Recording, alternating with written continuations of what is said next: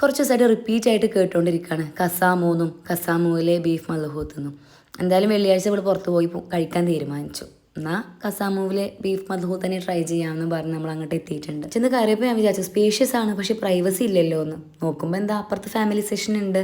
ഞങ്ങൾ വേഗം അവിടെ പോയി സീറ്റ് പിടിച്ചിട്ടുണ്ട്. ഓർഡർ എടുക്കാൻ വന്നപ്പോൾ ഇഷമോൾ ഒന്നും നോക്കാണ്ട് ചിക്കൻ മദ്ഹൂത്ത് എന്ന്. ഞാൻ ബീഫ് ഉദ്ദേശിച്ചാണ് പോയത്, പക്ഷെ അവൾ വാശി പിടിച്ചപ്പോൾ ഓക്കെ എന്നാൽ ചിക്കനെങ്കിൽ ചിക്കൻ, ബീഫ് അടുത്തതാണ് ട്രൈ ചെയ്യാമല്ലോ. അങ്ങനെ ഓർഡറൊക്കെ കൊടുത്ത് വെയിറ്റ് ചെയ്തിരിക്കുമ്പോൾ അതാ വരുന്നു സൂപ്പ്. കാക്കു നമ്മൾ സൂപ്പ് ഓർഡർ ചെയ്തിട്ടില്ലല്ലോ എന്ന് ചോദിച്ചപ്പോൾ കാക്കുവാണ് പറഞ്ഞത് ഇവിടെ എല്ലാവർക്കും സൂപ്പ് ഫ്രീ ആണെന്നുള്ളത്.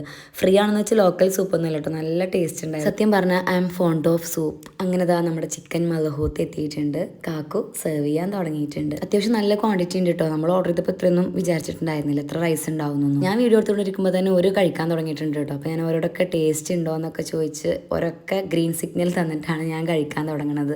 അങ്ങനെ ബീഫും വിചാരിച്ച് വന്ന് ഞാൻ നല്ലൊരു ചിക്കൻ്റെ പീസ് ഇട്ടിട്ടുണ്ട്. നല്ല സോഫ്റ്റ് ചിക്കനാണ് കേട്ടോ, നല്ല ടേസ്റ്റ് ഉണ്ടായിരുന്നു കഴിക്കാൻ വേണ്ടിയിട്ട്.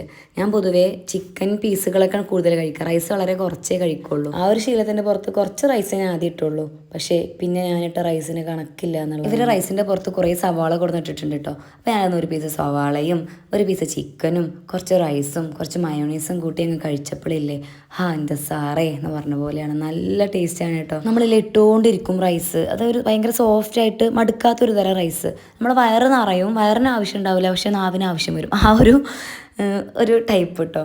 ഇത്രയാ റൈസ് കഴിച്ചെന്നറിയോ. ഞാൻ ആലോചിക്കുന്നു ചിക്കൻ മദ്ഹൂത്ത് ഇത്ര ടേസ്റ്റ്, അപ്പോൾ ഇത്രയും ഹൈപ്പ് കിട്ടിയ ബീഫ് മദ്ഹൂത്തിൻ്റെ അവസ്ഥ എന്താവും. എന്തായാലും ഉടൻ വരണം ഒന്നുകൂടി. പിന്നെ നല്ല കസ്റ്റമർ കെയറാണ് കേട്ടോ. അപ്പോൾ തന്നെ നമുക്കൊരു പോസിറ്റിവിറ്റി ആണല്ലോ.